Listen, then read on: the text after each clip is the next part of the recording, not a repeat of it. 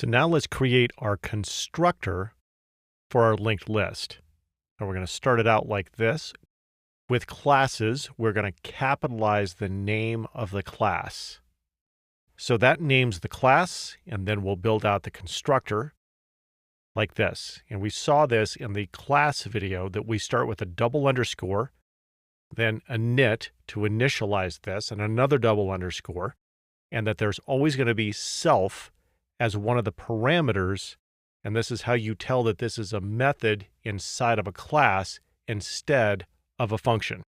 And then we're also, in this case, going to have value as a parameter, and we're going to use that to create the first node at the time that we initialize the linked list. But before we get into building out this constructor, I'm going to bring in just the first line of 3 other methods that the constructor has a couple of things in common with, and you'll see why I'm doing this in a second. They are append, prepend, and insert. So the first thing these all have in common is that we pass a value to all of these.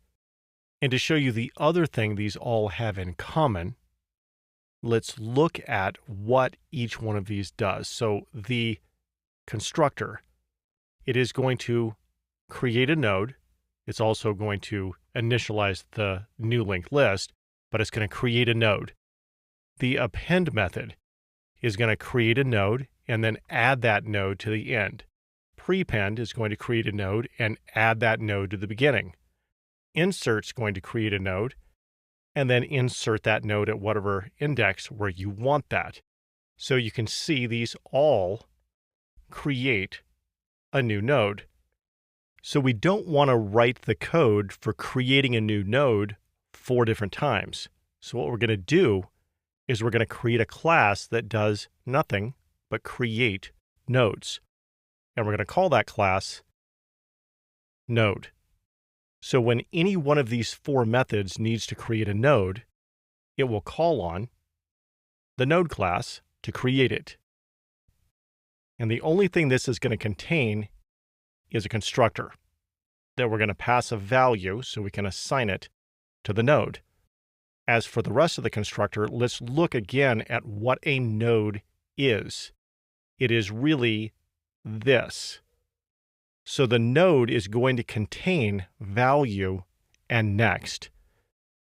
And when you have variables that apply to a specific instance, remember we use the self keyword, self.value and self.next. So the constructor for the node is going to look like this. So when we call on the node class, we're going to pass it a value. That is what this is here.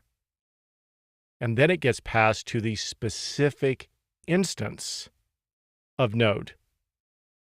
Now that we have a way of creating nodes, we can build out our linked list constructor.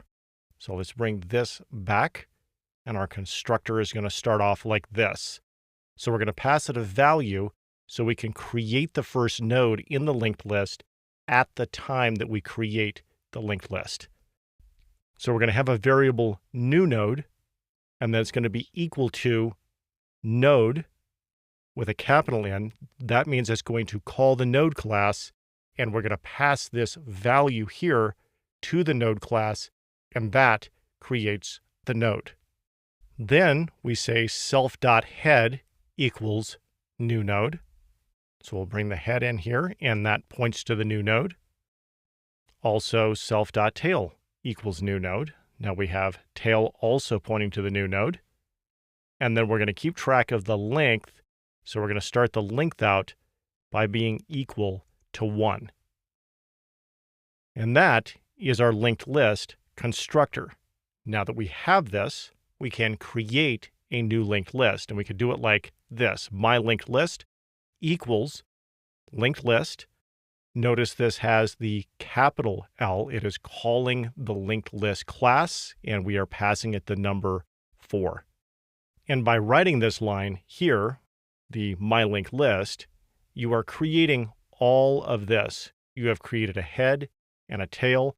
It points to the new node, It assigns the value of 4 to that new node and gives the linked list a length of 1. So let's go over to VS Code and we'll look at our constructors that we've created, one for the node, one for the linked list, and then run this line of code here and look at what it creates. Okay, so let's work through this in reverse. We're going to print myLinkedList.head.value. That's going to be the value of that first item. And we create that first item in the linked list. When we create myLinkedList and set it equal to linked list, we pass it the number 4.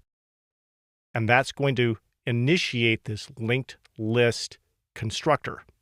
The linked list constructor is going to create that first node with this line here, which calls the node class and creates the node.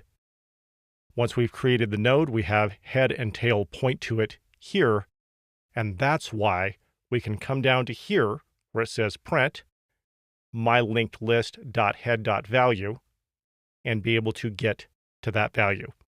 So I'm just going to run this, and that gives us that value of 4 of that first item.